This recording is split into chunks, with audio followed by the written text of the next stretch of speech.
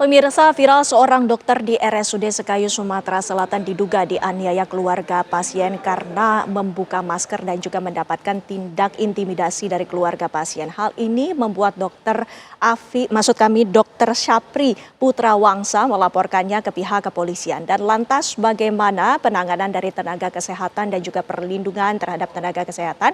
Kami akan hadirkan perbincangannya bersama sejumlah narasumber, namun kami hadirkan terlebih dahulu bagaimana beritanya.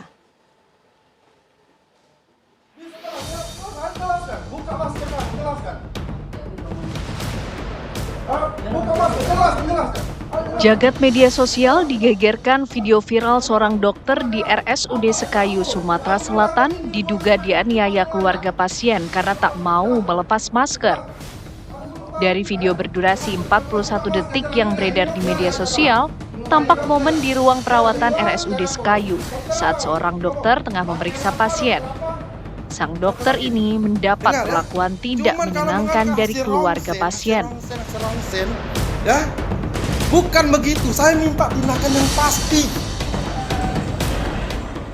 Usai mendapatkan perlakuan tak menyenangkan lantaran dipaksa buka masker serta diintimidasi, Dokter RSUD Syapri Putra Wangsa Finasim melaporkan pria arogan ke polisi. Lantas, bagaimana perlindungan tenaga kesehatan berhadapan dengan pasien dan keluarganya? Sudah tepatkah langkah hukum yang diambil korban melaporkan keluarga pasien ke polisi?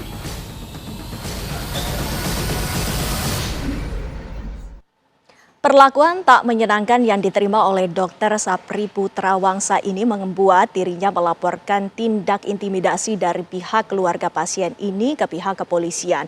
Apakah langkah ini adalah langkah yang tepat untuk mendapatkan perlindungan terhadap tenaga kesehatan? Kami akan membahasnya bersama sejumlah narasumber. Sudah hadir bersama kami Dr. M. Nasir yang merupakan Ketua Asosiasi Dosen Hukum Kesehatan Indonesia. Selamat malam Pak Nasir. Selamat malam. Ya, sehat selalu Pak. Ya, terima kasih sudah hadir bersama kami dan juga hadir pula bersama kami Kasat Reskrim Polres Musi Banyuasin AKP Afi Abrianto. Selamat malam Pak Afi. Selamat malam Mbak. Ya, Pak Afi, kami ingin mengetahui bagaimana kronologis dan apa saja perkembangan dari pemeriksaan terkait laporan dari dokter yang telah mendapatkan penganiayaan Dokter Syapri Putra Wangsa ini. Silakan Pak.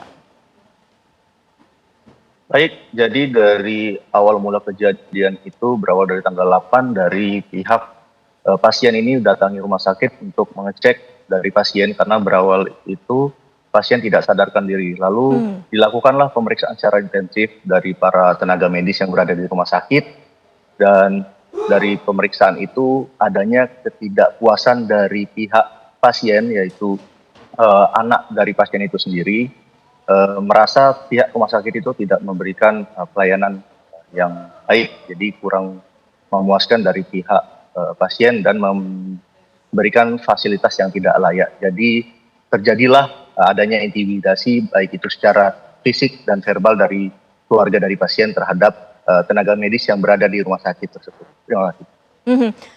Berdasarkan pelaporan tersebut, apakah sudah dilakukan pemeriksaan lebih lanjut? Berdasarkan dari kejadian itu, pihak dari korban, yaitu dari pihak rumah sakit membuat laporan dan dari dasar laporan itu kita melakukan penyelidikan. Dari penyelidikan itu kita melakukan beberapa rangkaian pemeriksaan terhadap saksi, terlapor, dan adanya pengecekan dari TKP. Kita sudah menaikkan ke tahap sidik juga untuk saat ini. Baik, Pak Nasir boleh mengomentari ini langkah hukum yang dilakukan oleh Dokter Syapri ini. Menurut Anda apakah merupakan langkah yang tepat bagi seorang dokter yang konon ini bukan pertama kalinya terdapat intimidasi terhadap dokter, tenaga kesehatan? Iya, saya pikir melaporkan kepada polisi adanya sebuah perbuatan yang diduga merupakan perbuatan pidana, itu sudah benar, sudah sangat benar. Karena begini, ini kan pasien masuk ke rumah sakit dengan sebuah keadaan yang sebetulnya inkompos mentis. Jadi pasien ini karena penyakitnya saya tidak usah sebut, karena penyakitnya ini memang berada pada sebuah keadaan yang memang membutuhkan pelayanan yang cukup serius, intensif, dan diperlakukan sangat serius. Masuk lewat UGD pada tanggal 8 Agustus pukul 21.05 waktu Indonesia Barat. Pada hari kedua pemeriksaan itu diperoleh hasil toraks foto bahwa ada infiltrat pada paru kiri atas. Artinya ada kecurigaan, ada proses tuberkulosa aktif. Nah, rumah sakit ini kan punya SOP, punya tata aturan bahwa orang-orang yang dicurigai ada penyakit tertentu, saya tidak usah sebutkan beberapa jenis penyakit tertentu itu, dirawat di ruang isolasi. Mungkin ini oleh rumah sakit dikualifikasikan dalam SOP mereka harus dirawat di ruang isolasi. Nah, pasien ini kemudian ditempatkan di ruang isolasi dengan tekanan negatif. Di sana itu kan tidak ada AC, tapi dia itu VIP. VIP itu dari sisi keluasan, dari sisi kelengkapan alat kesehatan dan sebagainya. Tetapi tetap itu tidak ada air condition, jadi memang tidak nyaman. Nah, yang dipersoalkan oleh keluarga ini adalah seperti tadi penyampaian dari AKP Kasat Serse itu, yang dipersoalkan itu sebetulnya bukanlah proses pengobatan atau hasil pengobatan. Yang dipersoalkan itu adalah kapan pindah dari ruangan ini. Nah, menurut saya ini salah sasaran. Karena ini kan dokter yang datang ini adalah dokter super spesialis yang datang dikonsulkan karena adanya AKI, acute kidney injury, grade 2. Jadi karena beliau ini mungkin hanya ada 1 atau 2, saya tidak tahu persis, di seluruh provinsi Sumatera Selatan ini, beliau ini bertugas di banyak rumah sakit. Kebagian rumah sakit Sekayu ini pada hari itu datang memeriksa pasien, ya dia sebetulnya tidak tahu menahu dengan persoalan SOP rumah sakit. Penempatan di ruangan ini, bahwa kapan dia harus pindah dan sebagainya, itu SOP rumah sakit. Sama sekali tidak ada kaitan dengan dokter super spesialis yang sebetulnya menjadi dokter yang dirujukan. Dokter, saya tidak tahu apakah dokter tamu, saya tidak tahu persis, tapi beliau ini dokter rujukan. Dia bukan dokter yang melayani hari-hari. Yang melayani hari-hari itu dokter penyakit dalam yang kebetulan saya lihat di laporan itu residen penyakit dalam. Artinya dia ini dirujuk karena dia super spesialis ginjal dan hipertensi, ada persoalan pada ginjal, dia datang untuk meriksa. Kok malah dia yang diserang? Itu pertama. Yang kedua, memang dalam SOP-nya itu dia menggunakan masker. Itu sudah benar. Dia harus juga melindungi dirinya sendiri dan melindungi diri orang lain ketika berada pada sebuah situasi yang memang harus ada perlindungan itu. Yang ketiga, yang saya kira ini agak berat, pada Undang-Undang Kesehatan yang baru, Undang-Undang 17 2023 itu pada pasal 273 sangat jelas bahwa dokter itu, tenaga medis dan tenaga kesehatan mendapat perlindungan hukum ketika mereka melakukan atau melaksanakan pekerjaannya sesuai dengan standar.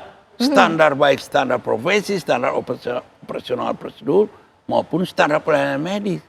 Dan itu penting juga. Dan sesuai kebutuhan pasien.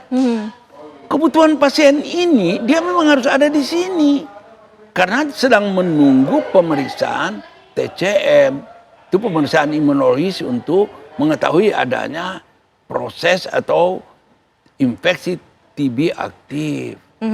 Jadi tidak ada yang salah undang-undang itu justru ayat 1 tadi yang saya bacakan. Ayat 2 mengatakan tenaga medis dan tenaga kesehatan ini atau rumah sakit ini dapat menghentikan pelayanan pada orang-orang yang melakukan hal-hal yang tidak terpuji pada tenaga Kesehatan. tapi ini rumah sakit kan tidak melakukan ayat 2 ini. Rumah sakit kan tetap melakukan layanan yang baik. Nah, pertanyaannya adalah apakah sudah tepat ini laporan polisi? Laporan polisi itu melaporkan adanya delik pidana. Jadi ini delik material. Apakah ada pidana di sini? Tadi memang kasat saya tidak mengatakan, tapi menurut saya pidananya jelas. Pidana apa? Pidana jelas kalau saya lihat di gambar tadi itu pidana penganiayaan. Iya, tapi sebelum kita langsung ke dalam pidana penganiayaan tersebut, tentunya kita ingin mengetahui sebenarnya apa yang menjadi pemicu dari keluarga pasien ini sehingga marah. Pak Afi, bisa dijelaskan mungkin dari hasil penyelidikan ataupun penyidikan sampai dengan saat ini, apakah memang dugaannya sementara yang membuat keluarga kesal itu karena penanganan dari pihak rumah sakit ataupun dokter ini bertele-tele. Salah satunya adalah dari dahak yang susah dikeluarkan oleh pasien sehingga memicu kemarahan dari keluarga pasien terhadap dokter. Pak Afi. Ya Mbak, jadi berawal dari adanya pemeriksaan awal itu pemeriksaan ronsen, di mana ditemukan adanya bercak-bercak yang mengarah kepada TB, sehingga dari pemeriksaan ini perlu dilakukanlah uji lab dengan menggunakan dahak dari pasien. Tetapi dari pasien ini tidak bisa mengeluarkan dahaknya, sehingga butuh teknik khusus mungkin dari pihak tenaga medis ini untuk mengeluarkan dahak dari pasien. Untuk dilakukannya uji lab untuk menentukannya penyakit yang sebelumnya diduga dari pemeriksaan ronsen tersebut. Namun setelah itu adanya ketidakpuasan dari pihak pasien, baik itu dari fasilitas dan adanya keterlambatan waktu saat dilakukan pemeriksaan dari terlapor, yaitu keluarga pasien. Baik. Pertanyaan selanjutnya Pak Nasir yang mungkin masih menjadi bayang-bayang kita semua, apakah dengan adanya pelaporan tersendiri yang saat ini dilakukan oleh Dr. Sapri ini, bagaimana sesungguhnya perlindungan terhadap tenaga kesehatan sampai dengan saat ini, apalagi dengan banyaknya kasus intimidasi? Ditahan dulu Pak Nasir, kami akan hadir jawabannya sesaat lagi.